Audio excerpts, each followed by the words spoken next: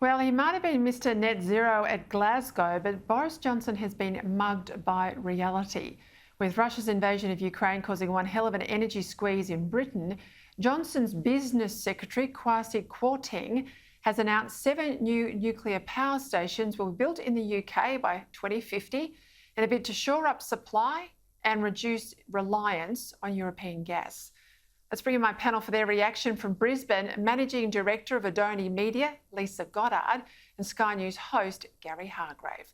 Well, good on Boris, Gary, for getting this one at least right. Now, why on earth aren't we having the same debate here in our election campaign, if not building these nuclear power stations?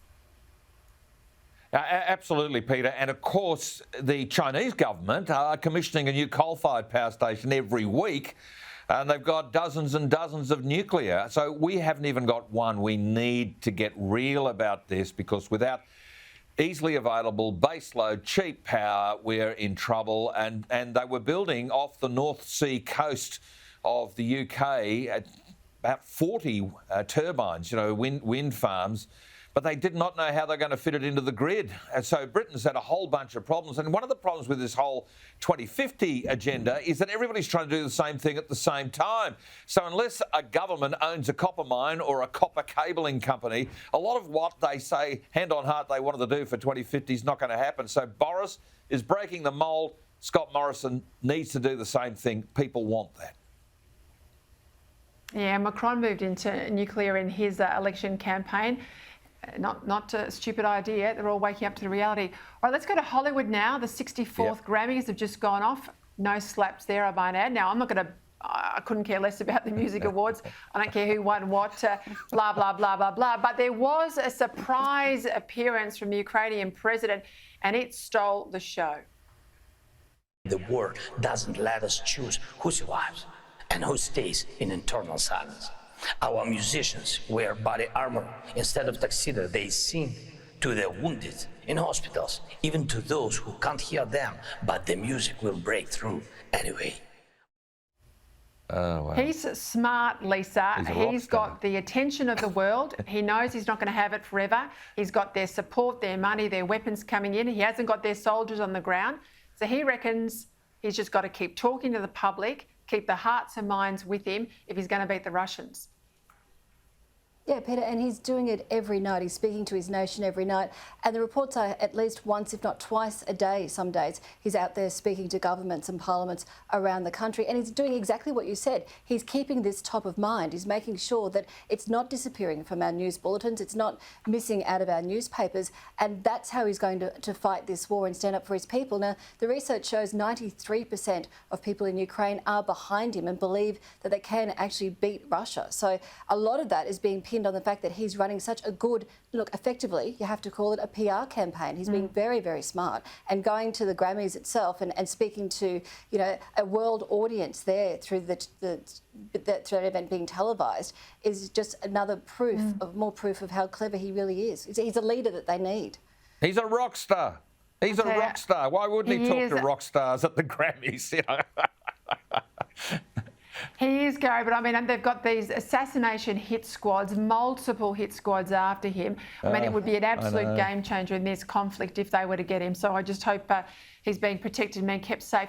Let's go down to Victoria, largest public service in the country, 50,000 bureaucrats. They don't have to come back into work. That was the word we had a few weeks ago. That's now changed. They'll be allowed to work at home for at least 2 days a week. This isn't about COVID anymore, Gary. This is about the Melbourne CBD not being able to get back on its feet. It's about the public servants in Victoria getting what they want. They don't want to come back to work. And Andrews knows that. He wants their vote in November. Or am I cynical? Am I cynical? Yeah, it's got... No, look, understandably so if you are, Peter. Look, it's not working from home. It's now shirking from home because, let's face it, the fluffy slippers and the gym pants look is a lot more comfortable than putting the three-piece cage on and going into work, isn't it? But the trouble is that the small business economy in the CBD is dying, and the restaurant trade has not going to recover very quickly. The coffee shops, all of the things. And when I was in Melbourne, admittedly, you know, it was 2 months ago, it was about 5% of what Melbourne normally is. That's from my point of view, having come from the outside and got in there. So the only way to get energy back into Melbourne is to get everybody who should be in the CBD in the CBD. Get back to work, because your dollar, your activity pays dividends to people in the private sector, and they pay ultimately the public sector's wage. You are spot on. I've been in Brisbane, Canberra and Sydney in the last month, and they are all dramatically different than Melbourne. I mean, Melbourne's really, really struggling. Yeah. Let's go your way, Lisa. What is this story about a bin chicken? Someone wants a bin chicken as a mascot for the Brisbane Olympics. You are kidding me. Oh, and it's the minister who's meant to be advising the Premier on the Olympics. So goodness help us up here in Queensland. For goodness sake, we're going to be on the world stage. Everybody's celebrating the fact that we got the Olympics for 2032. Now, is it really so hard when we have to discuss what the mascot would be? We've had the koala, we had Matilda back in the 1982 Commonwealth Games. Surely the best that we can put forward isn't an ibis. Now, the other ludicrous suggestion that's around is that perhaps a big pineapple, you know, in lieu of the big pineapple we have on the Sunshine Coast. But seriously, if this is a path we're going down, it is an absolute joke. Gary? Yeah, look, Barry the Bin Chicken has become a very popular figure. It started as a bit of a social media lark, and I think I know who started it. And boy, he's now got us talking on Credlin about it. But let's face it, Peter, I'll have Anastasia the Anteater if this government was in fact voted out of office before the Olympics, because currently, if the Palaszczuk government stays in place, they're so paralysed by process, I don't know whether the Olympics will actually be ready in 2032, and I'm dead set serious about that warning. Dead set. They'll want something woke. They'll want something woke. I don't know why you wouldn't go back to Matilda. We haven't had a kangaroo nationally. I don't know why you wouldn't have a platypus. Something that's a wombat even. Anything but a bin chicken. Yeah. Thank you, Lisa. Thank you, Gary. Absolutely. We'll see. We'll see what happens.